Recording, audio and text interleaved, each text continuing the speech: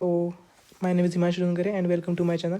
ठीक है, तो इस वीडियो में हम बात करने वाले हैं कि फिजिक्स फॉर द नीट। ठीक है, तो मुझे पर्सनली 141 मेरा स्कोर था नीट 2020 फिजिक्स में, और इस वीडियो में आपको सारी चीज़ें बताने वगैरह किया। तो लेट्स गेट स्टार्टेड। ठीक है, तो सबसे पहले this is the famous quote by Aristotle. इसका मैं सिंपल भाषा में मीनिंग बताऊँ तो आपको फिजिक्स करने की आदत डालनी पड़ेगी, क्योंकि अगर आपको फिजिक्स पसंद नहीं है ना, तो आप जब तक करोगे नहीं उसको तब तक आपको बिल्कुल भी पसंद भी नहीं आएगा और आपको मार्क्स तो आएंगे ही नहीं। ठीक है, तो make habit to do physics.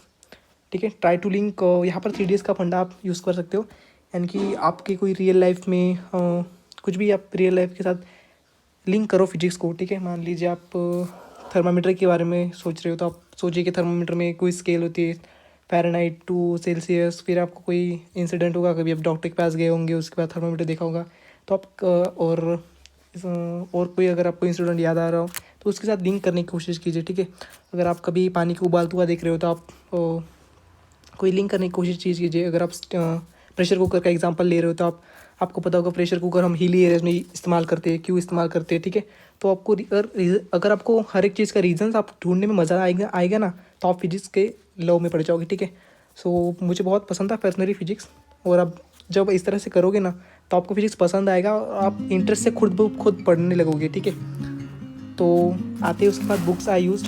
तो यहाँ पर 3 बेसिक टाइप्स ऑफ बुक्स मैं इस्तेमाल करता था, यानी कि 3 types of books. First is basic books, यानी कि मेरे नोट्स फ्रॉम कोचिंग। ठीक है, और अगर आप ऑनलाइन पढ़ रहे हो या फिर कोई यूट्यूब से पढ़ रहे हो तो आपने जो अपने नोट्स बनाए वो इस्तेमाल कीजिए।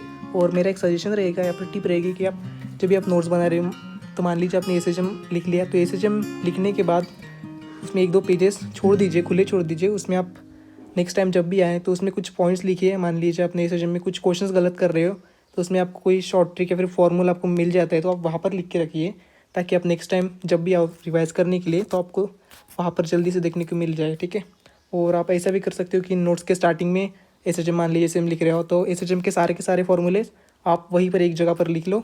और इन दिस वे आपके जब भी आप नेक्स्ट रीडिंग लगाओगे तो आपको सबसे पहले फॉर्मूलेज पढ़ लेने हैं, यानी कि आपका एक बेसिक आइडिया बन जाए कि मेरे को ये फॉर्मूलेज याद रहे नहीं है। ठीक है, तो और फिजिक्स में फॉर्मूलेज पे ज़्यादा ध्यान दीजिए, क्योंकि फॉर्मूलेज कभी कभी हमें याद नहीं रहते। ठीक है, तो कभी कभी हम सिली मिस्टेक कर देते, फॉर्मूला याद नहीं रहता, तो फॉर्मूले पे अच्छे ध्यान दीजिए। और उसके बाद कॉन्सेप्ट बिल्डिंग के लिए S C Verma is the best book. तो मैंने पर्सनली कुछ चैप्टर्स के लिए एस सी वर्मा का यूज़ किया था। 11th में मैंने NLM वगैरह पढ़ा था। अब जो NLM है, अगर आप एस सी वर्मा से पढ़ते हो, एस सी वर्मा बहुत अच्छा दिया है, तो आपको समझ में आ जाता है काइनेमेटिक्स आपको अप्लाई कैसे करना है डेली लाइफ के लिए। मैंने पुल्ली के लिए और कोई भी चीज़ के लिए आप फर्स्ट लॉ यूज़ किया, सेकंड यूज़ किया, भाई न्यूटन्स लॉ फर्स्ट सेकंड कैसे इस्तेमाल हो रहे हैं। तो अगर आपको सब कुछ समझ में आ जाए तो आपको बहुत अच्छा पढ़ने लगेगा और काइनेमेटिक्स आपका अच्छा हो जाएगा। ठीक है, आप NCERT भी पढ़ सकते हैं, और मैं आऊँगा ये NCERT या फिर बोर्ड्स, आप जिस भी बोर्ड में पढ़ रहे हो। मैं महाराष्ट्र बोर्ड से था पर्सनली, तो मैंने महाराष्ट्र बोर्ड की बुक पढ़ी है, मेरे बोर्ड के लिए पढ़ी थी, मैंने 2-3 बार पढ़ ली थी उसको। NCERT में मैंने NCERT की एक लाइट रीडिंग दी थी, जैसे कुछ चैप्टर्स के लिए दी थी, कुछ सभी चैप्टर्स के लिए देना ज़रूरी नहीं है। ठीक है, तो आप कुछ चैप्टर्स के लिए ऊपर से सुपरफिशियली पढ़ लीजिए NCERT को। And third section is MCQ practice books के लिए आप DC पांडे लगा सकते हो। DC पांडे जो नीट के लिए, उसका जो थ्योरी पोर्शन है वो भी बहुत बढ़िया दिया है। ठीक है, या फिर आप एलन मॉड्यूल्स या फिर आपके कोई भी कोचिंग के मॉड्यूल्स लगा सकते हैं। ठीक है, तो मैंने कोचिंग मॉड्यूल्स लगाए थे। पर्सनली मैं कोचिंग मॉड्यूल्स, मेरे जो कोचिंग थे उनके मैंने क्वेश्चन लगाए थे। और यहाँ पर प्रो टिप ये रहेगी कि आप सबसे पहले किसी भी लेसन के क्वेश्चन पे जंप करने से पहले आप फिजिक्स के PYQs नीट के सॉल्व कर लीजिए। अगर आपके पास टाइम है तो JEE मेन की कर लीजिए।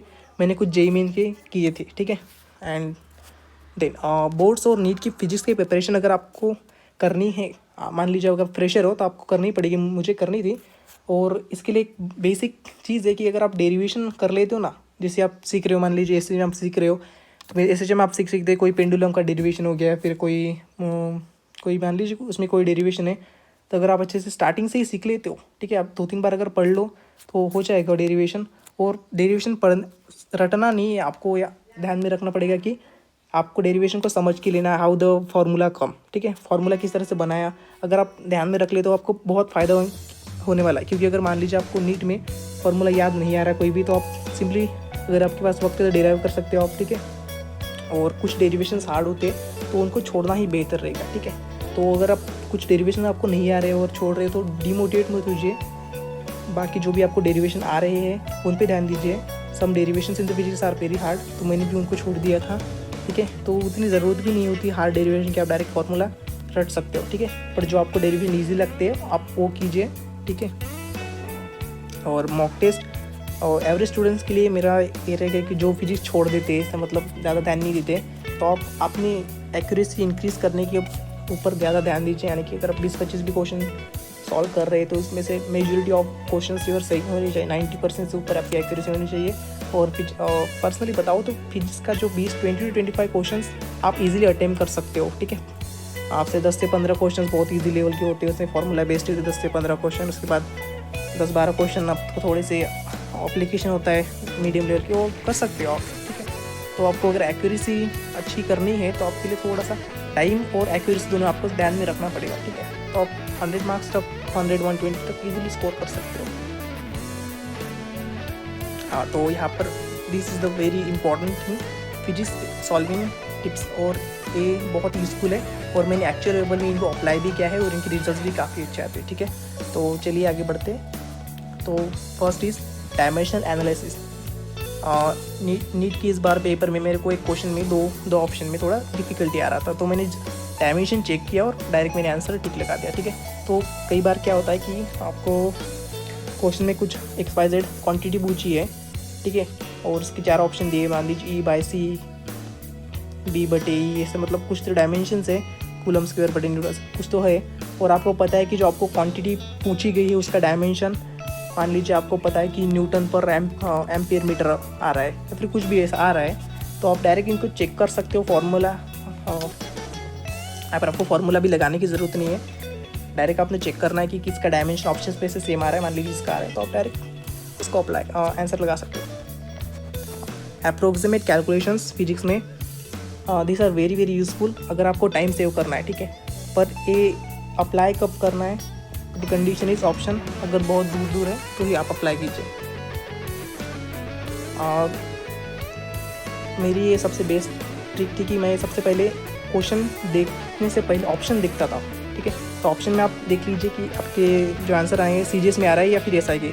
कभी कभार क्या हो जाता है, हम ऑप्शन देखते ही नहीं और डायरेक्ट कैलकुलेशन करना चालू कर देते हैं और SI में आंसर निकाल लेते हैं, उसके बाद ऑप्शन दिए होते CGS में, तो हमारी अगर किस्मत ख़राब रही ना तो अपने SI और CGS में चेंज करने में भी गलती कर देते।